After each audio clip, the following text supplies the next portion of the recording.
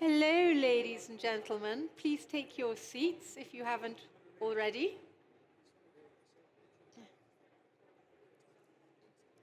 Please sit down. We're just about to start our next session. Are female innovators being shortchanged? So, I'm proud to say we have 5 distinguished speakers, some of whom are dear friends of mine. Among them, we have founders and we have investors. And the 3 founders are all wearing very cool suits, trouser suits. So you'll be able to identify them from that. And we're here to discuss the systemic challenges faced by female founders and also by female funders. So, Barbara, if you'd like to come first. Barbara is founder and CEO of Interstellar Lab. Why don't you sit at the end? And Dr. Anousheh Ansari, the CEO of X Prize Foundation. Please come and sit next to Barbara. Then we have Anu Duggal, who's the founding partner of the Female Founders Fund. Thank you very much. Welcome. We have Eloa Guillotin, co-founder and CEO of Beyond Aero. And finally, we have Anna Greta Tsahkna, who's the founder and CEO of Timbetta. Thank you all very much. Please give the ladies a round of applause.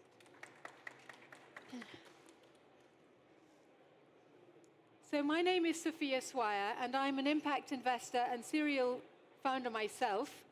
And I'm incredibly happy to talk to you about this topic today and to present these extraordinary female founders and funders, because this is a topic that's very important to me personally. For the last 10 years, I've been investing in women-led businesses, and I've worked for 35 years in countries like Afghanistan and Pakistan, bringing forward female talent. And I've discovered from personal experience that if you want to get something done and you want to get it done thoroughly and sustainably, you have to ask a woman. So it absolutely amazes me that here we are in 2024, and still only 2% of venture capital funding goes to the most talented, most ambitious, most creative female founders. It's a travesty to me that this is still the case. And in this part of the world, in the MENA region, that drops to 0.47%, less than 0.5%. It's absolutely ridiculous, considering that the majority of graduates, and in many cases the majority of engineers, of STEM students, are now women, not men. And yet they're not getting back, they're not getting funded. So I'm sure you're all aware of the statistics that venture-backed women-led businesses return more on capital, they're more sustainable, they exit faster, on average more than 6 months faster than their male-led counterparts. And for every VC dollar, women founders earn 78 cents versus 31 cents earned by men. And if you, like me, consider impact an important part of your portfolio, then all the data demonstrates that women-led businesses are also far more sustainable. For every 2% increase in the number of women in senior management, you have a corresponding drop of 1% in CO2 and other global greenhouse gas emissions. So from a sustainability perspective alone, you should be investing in women. And women-led businesses are still continuing to thrive, but they do so generally through bootstrapping. So I personally believe that it's time to unleash the funds for women, not only to do the right thing from the perspective of social justice, but also if you want to make more money, and if you want to do it faster, and if you want this planet to have a different future. We're going to learn from these ladies why. So, I have to make a confession. The lady at the end of the line here is my dear friend Barbara Belvisi. She's the founder of Interstellar Lab, and I'm an early investor in it. True. She's one of the pioneers of creating solutions for off-planet living. So Barbara, tell us about Interstellar Lab and why it's important, especially here in the context of the Middle East, and especially in Saudi Arabia, because I know that you have great ties with Saudi. Thank you, Sophia. I'm happy to be here and among those amazing women. Why is it important? So what we're doing? So we're building infrastructure, controlled environments. Think of a super advanced farming system where we control the use of the resources, so the water, we capture CO2 from the atmosphere, and we optimize plant growth. Here, obviously, in the region, it's important as a regenerative, sustainable, new farming system for agriculture. And we also have a space program where we deploy our system in low Earth orbit, in the future on the moon, to study how plants react to microgravity environment and how we can expand life on other planets. In the context of Saudi Arabia, it's been important for me to be here. Actually, FII Institute is one of our investors as well. And they invested in us in both vision, the vision for Earth, and how we can apply our technology for agriculture, more sustainable agriculture purposes, and also for the space program, because Saudi as a space program and a space agency now, and they're very interested in providing the technology to, make life multiplanetary. Thank you. So I just wanted to check with the people at the back if you can hear us. We were told by the audio people to speak up, so you can all hear us clearly? Brilliant, thank you so much. Anushe, can you tell us a little bit about the X Prize Foundation and why it's so important? Of course. So X Prize Foundation is a non-profit organization, but it sits squarely on the premise of entrepreneurship and innovation. We use the means of competition to incentivize specific breakthroughs and accelerate those breakthroughs to solve some of humanity's biggest challenges in the world. And we try to identify those that, the traditional capital markets or governments are not solving. So that's where we can really drive the market. And what we do with this incentivized competition, we do a lot of research to identify what would it look like if we can solve this problem, what outcomes we want. And that gives a very specific target to the entrepreneurs to go and innovate in a wide space to drive the breakthroughs toward that solution. And we launched this across the globe, so we have 170 countries participating, and we do it in 7 focus areas from space and exploration to deep tech and health, learning and society, biodiversity, and climate and energy. So we see this as a means of really getting solutions that we need for the real problems we're facing today, and there's no shortage of it, of course. And that has attracted, thousands of entrepreneurs from across the globe. Amazing, amazing work. Thank you. So Anu, you've just recently celebrated 10 years at the Female Founders Fund. You were one of the early adopters of the gender lens investing movement. Can you tell us about some of the milestones that you've achieved and what you're particularly excited about at the moment? Sure. So first of all, thank you so much for having me. Excited to be in Riyadh for the first time and to be at FII. So Female Founders Fund, early stage fund investing in tech companies started by women based in New York.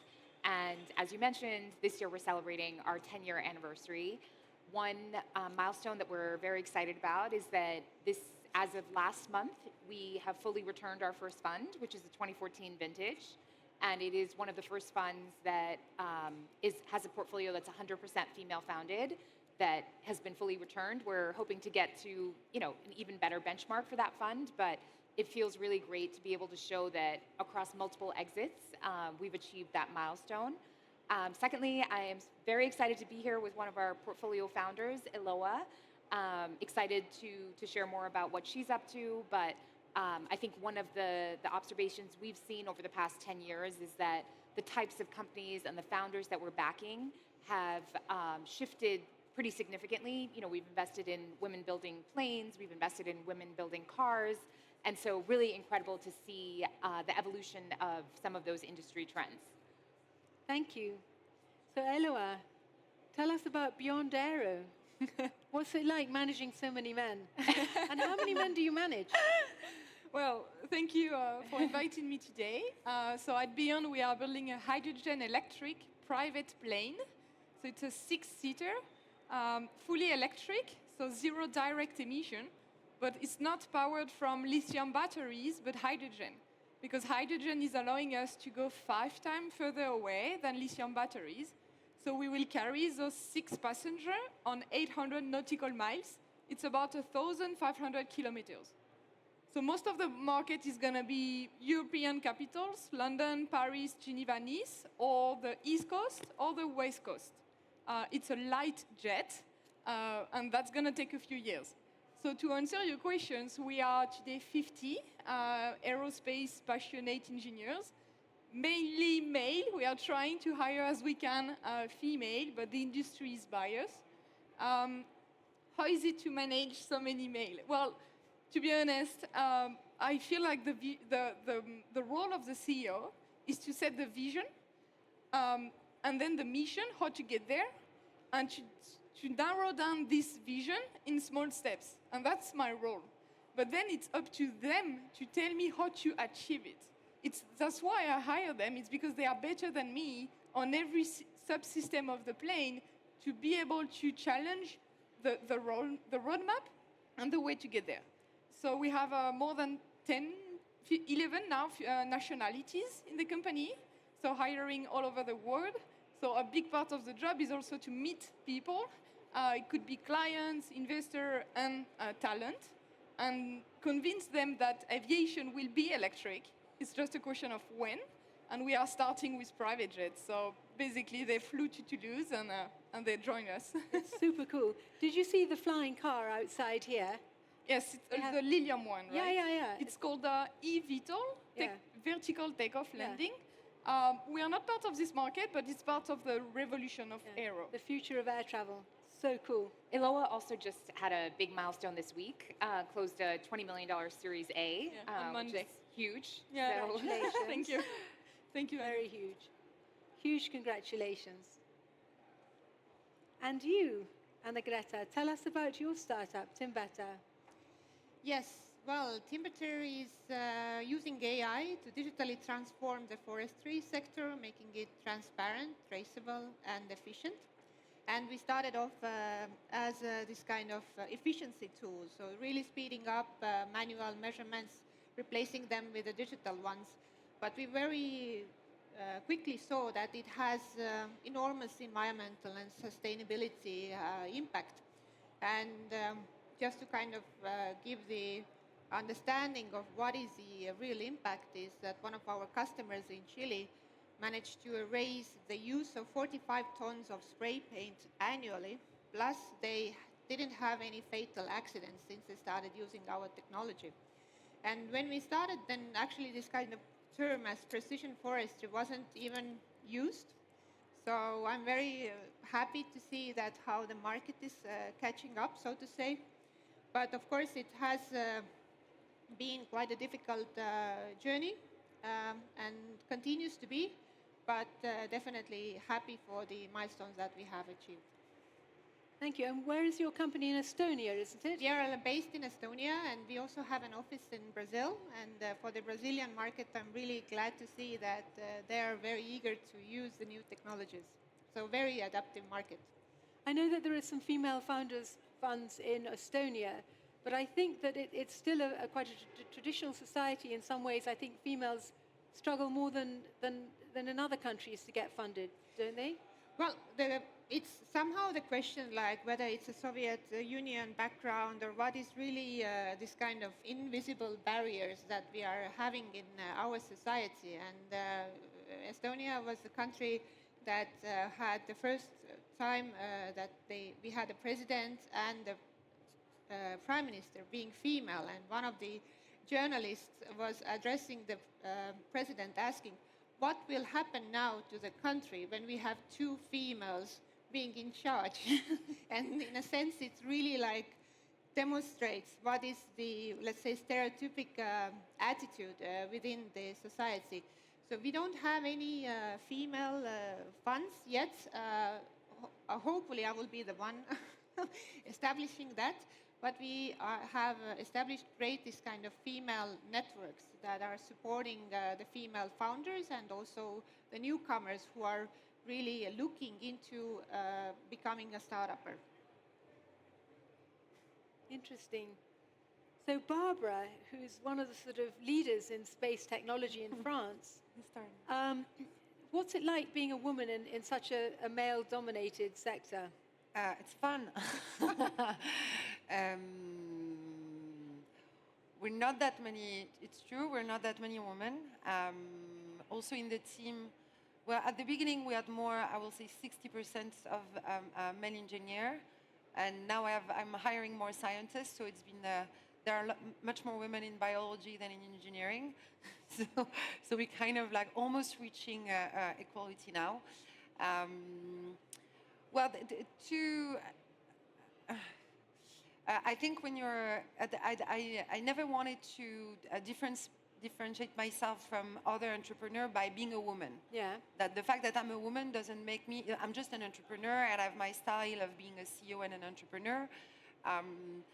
But the truth is, the reality is that it's still, sometimes it's still harder to I would say, to get support and to get endorsement from some of the old generation. But I don't want to generalize because it's not true. It's not a question of like age and generation. But it's not. I will say sometimes being a woman can open you doors, and at the same time it can close your doors. And I will say overall it's kind of flat. Right. but yeah. So, what you're doing is totally innovative. So, obviously, a great deal of time and money goes into the research and development side of it. Have you found it hard to get that funded? Yes, I think yes, because of the. I mean, it's kind of bold. When I started, I was like, I want to put a greenhouse on the moon and Mars, and people are like, oh, what are you talking about? And I think there was no Starship at the time, so it was not that obvious that there was going to be a rocket taking human to moon and Mars. So I had to. It pushed me. I had to find ways to find a business model on Earth, an application on Earth. Then sometimes it can get hard. Where I mean, if I say the truth. Some men in the industry can be in the industry and in the finance world, mostly in the finance world, I will say, can be very patronizing towards women. And especially, I'm not an engineer, I don't have a scientific background, I come from a financial background. So you can be challenged and it's mostly by men compared to women. And it's true, and I think it's still a topic. And I'm getting a little bit nervous. It's funny talking about it. It's still something. It's hard for women CEO. To verbalize, because then you'll be like, oh, I will be put in a category where I will be complaining, but the truth is, it's still very true. Yeah. And you still have, I still face situation where you can have investors that have a lot of money and they kind of, they're expecting something else from you than just shares in your company, but it's still very hard to talk about that. And but maybe hopefully one day women will be much more comfortable to talk about it. But it's still happening. Yeah, I'm sorry to hear that. I was aware that it was happening, in the wake of the Me Too movement in 2018, and it's what motivated me to decide to devote the rest of my working life to this. Really, women deserve to have a leg up, not the alternative. It's crazy that in today's world, when we've had female prime ministers, female presidents, that there's this issue still. It's extraordinary to me. Yeah. So, Anousheh, the alternative sources of funding for R&D, does the XPRIZE Foundation give grants for this sort of thing? And are there any other models that you could recommend to the ladies for their R&D budgets? Oh, of course. So we do get funding from institutions, governments, and individuals. So we don't face that issue that entrepreneurs face. But before becoming CEO, I funded 2 tech companies, had a successful exit on a few. So I totally feel the pain. And my first company I started in 1993. So it was even harder back then to... What was it? Tell us about it. It was a company in telecom. So the end product when we exited, it was a software that enabled voice over IP. And this is before Skype and any of these companies existed. So I'm dating myself how old I am, but that's my original background. But one thing that I share the sentiments of Barbara. I was very careful always not to say you need to fund me because I'm a female entrepreneur. The investment decision, you would think logically, is made based on return and data. It has to be that way. But it's not. And it's a bias that exists not because someone knows that they're biased, It's just a mindset that the culture and the environment has developed in investors where they, without even knowing it, when they're interviewing a female entrepreneur, they sort of put a different filter on. And that filter puts a lot more pressure and a lot more higher expectation and a lot more doubt on their part against the female entrepreneur. And on the other side, what I've observed over and over and to this date, women are more realistic about their expectation. They're not overconfident. Yeah. They're not pushy. They present facts and figures. They're prepared. And most of the investors are not used to that. They're used to overconfident male entrepreneurs. So whatever the men say, they know that they have to just cut it by 50%. But women come in and they probably undershoot. That's right. And then if they're put through the same lens and they say, okay, if half of what she says is not true and I should dismiss it, then that creates an unbalance in the way women entrepreneurs are evaluated. And I think no matter how many reports have been put out there that prove women entrepreneurs have higher rates of return, higher rate of success, faster exits, they operate more efficiently for all the reasons that many studies have proven. It's just this mindset that needs to shift, and that's the problem in the marketplace. That's right. Yeah. And Anu, as an investor, is this something that you've also encountered? I mean, would you say that as a female investor you approach female founders differently to your male counterparts? Or is there a history of women investors asking different questions of female founders to male founders? So I think it's an interesting point that you make just around metrics. The reason we started Female Founders Fund was because as you get through the seed round of funding and you move into Series A or Series B, you actually have metrics. And I think the arbitrage opportunity for Female Founders Fund was that it's largely at the seed stage where, you know, you're betting on a person or on a team that the bias is, I think, a little bit more clear. Yeah. And, you know, we have multiple examples in our portfolio where, you know, whether it's Maven Clinic that targets women's health or CoStar that's an astrology app, these are cases where when they were raising their seed rounds, their, you know, the male VC community didn't really understand what those products meant and the full potential. And I think having that female perspective and betting on these founders when, again, there's no data and no metrics has proven to be a thesis and a strategy that's played out really well long term. I think it does become harder, you know, when you are dealing with kind of Series A or Series B investors and you have the data and you still are not able to kind of convince. I think one point that we make to our founders is that, you know, the way you run your business is the way you run your business. Yeah. But when you are going to pitch your company, you have to sell to what the investor is looking for. And, you know, if a male founder is going out and saying, you know, we're going to get to $1 billion in 5 years, and here's how we do that, then you have to sell that story. But ultimately, it really goes back to the way you run your business doesn't need to be impacted by that, if that makes sense. So I think, you know, taking a little more risk and the storytelling behind it is an area that definitely, you know, we try to kind of work on. Thank you so much. And how did you discover Eloa as a startup? So we actually met. I was judging a pitch competition, and she won. This is in Stockholm last summer, and I just was so impressed and excited about what she was building. So, 28-year-old French aeronautics engineer. I don't know about So you guys, cool. but at 28, I was not building a plane. Very, very cool.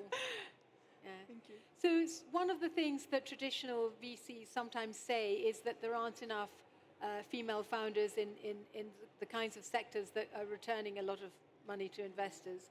Is that something that you've seen, or have you seen that? Have you seen it change? Are there more emerging female tech founders than there were, say, 10 years ago when you started? I mean, I think you are definitely seeing higher quality.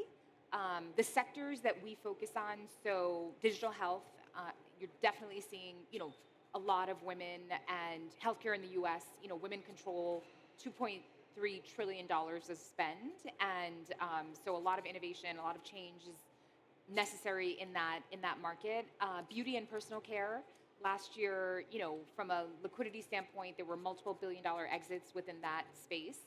Climate tech and vertical software. These are kind of the key areas that we're focused on. Thank you. And Eloa, can you tell us a little bit about your experience of raising funding yourself from female investors versus male investors? Do you have any personal anecdotes on that? Yes. So, like Anu said, we just closed the Series A of 20, so cumulative of 44 million. So I will speak within that frame.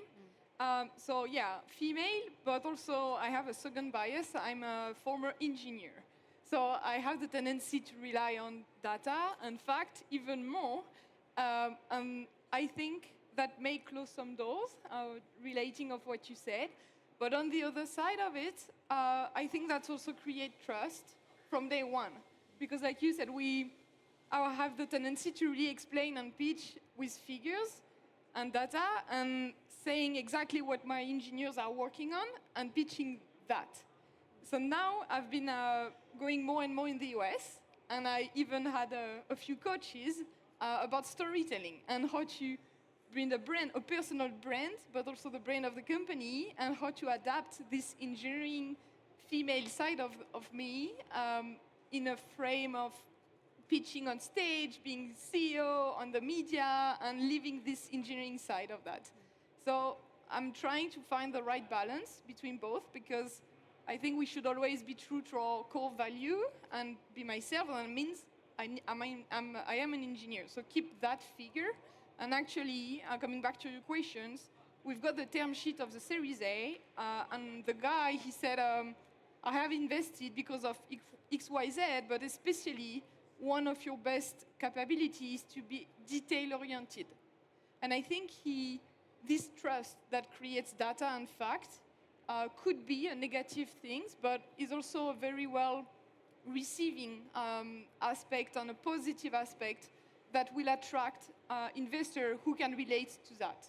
So there's this quote saying that you attract your own mirror, kind of something like that. Yeah. And I think I will continue to raise with person who understand me, and that's why also Anu is part of the round, because we were discussing that yesterday about the fact that between female and women, we don't have to speak much to understand each other. Like I didn't have to say to Anu, like multiply my figure by 2 to have something crazy. Like she knows it, and other female knows it. So we are helping each other on how to take the reality of the data-based science and frame it in a storytelling, and basically that's how I've raised 44 million up to date, and hopefully way more. Congratulations, by the way. Thank you. Pretty huge. We have a long way to go. We need way more, but in the right direction. Well, so when can we fly on your aeroplane? We are working to certify it before 2030. Fantastic. But had a test flight Yes. this year, so they actually had a plane that flew. Yeah. We And flew- how far can it fly? So the aircraft is going to be 1,500 kilometers. Okay. The prototype is a subscale 2-seater with a pilot. It was not a drone. And I insist because it's a complete different prototype level when Right. it's with a human being inside. So it was a 2-seater, the first hydrogen electric aircraft of France. And we didn't know at the time, but we realized it's the most powerful hydrogen aircraft of Europe. And so we realized that after, so that was a big success. Does the French government give you support for R&D? Yes, that's the beauty of the France 2030 plan. Emmanuel Macron worked on this plan. Yeah. And one of the key verticals is producing low-carbon aircraft in France. We are not much startup on that, so we have applied and we get rewarded several millions. It's not public, but several millions in grants. And we are also supported in dilutive money with the public fund of France. So I try not to rely too much. It's helping, but I don't want them to be the lead investor. So most of my time is also spent in the US, first of all, because that's where the market is, and second because of the risk mentality that they have. Our main investor is based in London, so we have a mix of investor and clients from the US, London, and France, but not only France. So I'm wondering whether Barbara has any grants from the French government. I mean, you're a sort of poster child. You were in Paris Match, was it? There was some magazine article about you recently. Yeah, there was a good article in a famous French magazine. We got some money from France 2030 as well. The French government is pretty amazing at helping industrial entrepreneur, so entrepreneur building hardware and that are in need of manufacturing capabilities. They have a huge plan to help us design a first factory. So it's kind of pilot factory before you move into industrialization. So in our cases, it's for the manufacturing of the farming system that we're selling to customers on Earth. And so to accelerate the commercialization, we needed to have a factory so we can mass produce. And before doing this mass production, you want to test a little bit, because moving from a prototype to actually a product that you're selling to customer, it's a big leap. And so French government is covering the whole process. So that's pretty cool. But that said, we're a US company, so we're leveraging on both, right. Having the support of the French government to expand in France, but also from the US, mostly US investors, and NASA as well. So that's how we've been able to work with NASA, is by being a US entity. And so NASA financed the development, the adaptation of our system for a space station. And the good news that we're expanding in the US. So we raised less, we raised 11 million and got 3 million in non-dilutive. We're raising A early next year. We're generating revenue, but we need a little bit more money to be able to just accelerate the growth and to expand in the US. So at the moment, your company is focusing on developing scents and flowers for the cosmetic and pharmaceutical companies. Yeah. Yes. But is there an application for your technology in, say, post-conflict situations or in desert situations so where there's food not production. access to fresh agricultural produce? Exactly. So I mean, it's think of it as a very advanced farming system that optimizes the plant growth without using too much resources, and that you can set up anywhere. And so the first application, our first customers are cosmetics, pharmaceuticals that are in need of very high-value natural ingredients. So we recreate this climate that can be tropical or very cold to grow those rare species, so they don't have to store them at the other side of the world. So we relocate production. But then and that's the first application. Second is the food, and how you can just provide super advanced nurseries and grow food more locally. And one application that I've been on my mind, but I was not thinking really about it, but I realized through some connection that happened actually today, is the phytoremediation. So phytoremediation is when you put a plant in the soil to capture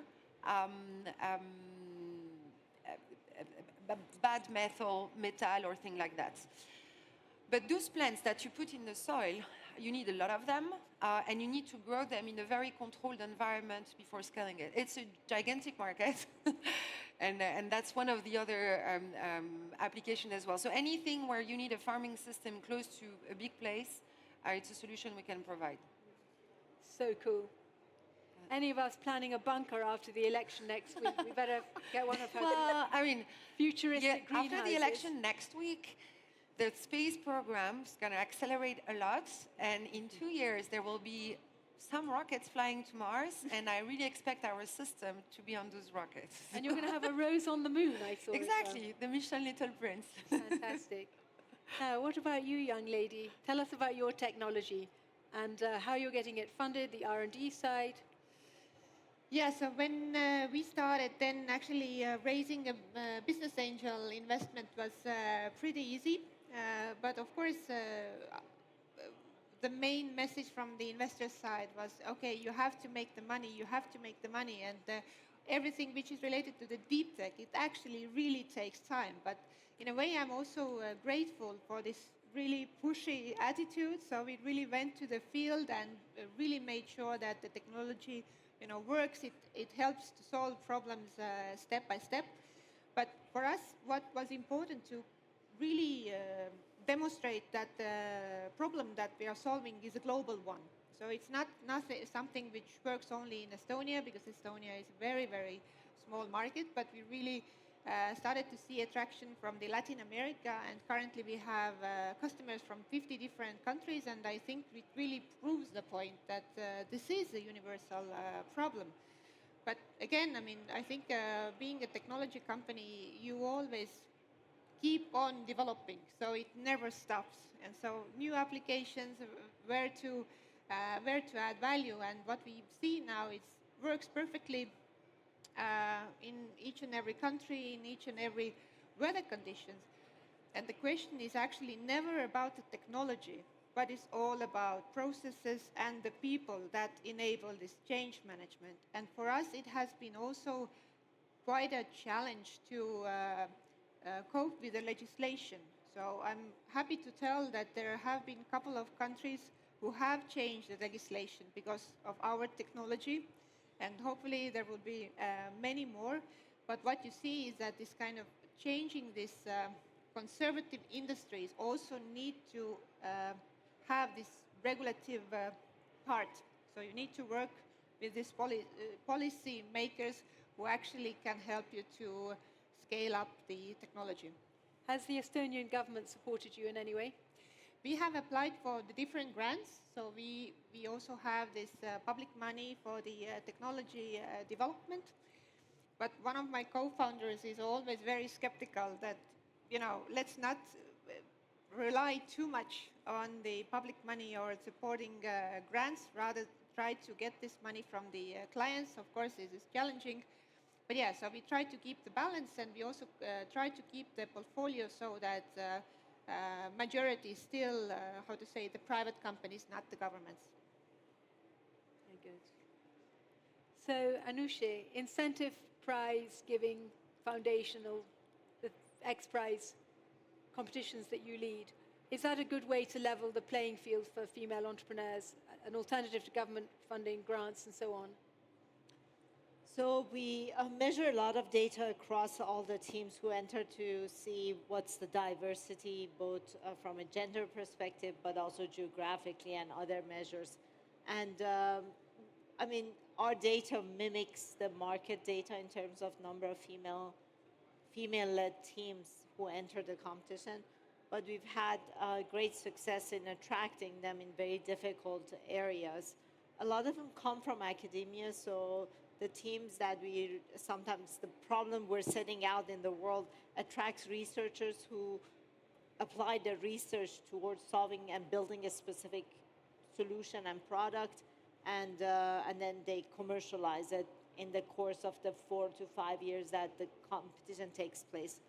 But we see always there's a level of female partners in the ventures, but the number of female-led teams or female-founded teams are not very high yet. So we've been working on ideas on perhaps we can put an extra incentive to attract more women to form teams and to enter. But unfortunately, it's not the case today, but I hope to change that throughout the course of our competition. Right now, when I look at X Prize, since I took over as CEO, we have about 68% women in the team, and we hire a lot of highly technical. Do you do your competitions all over the world? Yes, the competition is global, so we advertise it globally, but there's one competition, so teams from multiple countries compete. Most of our female-founded companies have come from U.S. Right. Though. So And what is it? Early stage startup, or are these ladies? Can we put them forward for your prize? of course, we always love to have them compete. We have companies who are young startups. We have people who are in the academia who don't even have a company when they enter, and they form the company as a result of the competition. And we have established companies who compete. We also had unicorns out of the competition, so teams who came out and built their companies successfully and have, built it to $1 billion or more companies. So definitely would love for you guys to keep an eye on what we do and some of the female founders that we have out of the competition. Fantastic. Barbara knows XPRIZE really well, so Yeah. she's been part of our big space fan. community for a long time, and we're super excited about what she's doing. Are you seeing any applicants coming in from Saudi Arabia? I think 40% of startups here now have at least one female founder. Are you seeing many Arab female founders from the region coming through? We have not had any Arab female founders enter the competition, but we have had definitely teams from Middle East. The numbers are small. We're working on establishing a presence in each country to be able to promote and also network with both the investor side and the academia to really get the word out and attract more people to compete in the competitions. But that's in the works. So perhaps when I come back, FII 10, then I can report on higher numbers. So we're coming up to our last few minutes, so we're just going to round it up with some final comments. Starting off with Barbara, what are you most excited about, and what would you say to any young woman from the region here to incentivize them to pursue a career like yours? Just 30 seconds. What, Or 30 1 minute. seconds? Okay. Well, we need more women entrepreneurs. Just go, just do it. Nothing is impossible. There is actually quite good support here in the region for women entrepreneurs. We've been talking about it, yeah, just go, just do it. Like don't look around and just voilà. Just go for it. Yeah. And Anousheh, I think you're the first self-funded woman to ever fly into space. Yes. Oh, wow. Yes, So cool. it was my childhood dream, reading Little Prince. I wanted to go to space, and I was able to make it happen in 2006, went to International Space Station. But as someone from the region, I was born and raised in Iran, and then I moved to US. And I do a lot of work here in the region. It has the most amazing women you can imagine, highly educated, highly motivated, super smart, super capable. And I think in general, what I love to see women from the region specifically do is sometimes we start believing what's told to us, that we cannot do certain things, that we won't succeed, and that pressure makes us believe in those limits. So don't believe anything you hear. I would tell them that don't put any limit on what's possible and what you can do, because you will amaze yourself as to what you can do. If I believed everyone who told me there is no way ever I could go to space, I would have not gone to space in 2000. It's amazing. And of course, there's a Saudi female astronaut as well.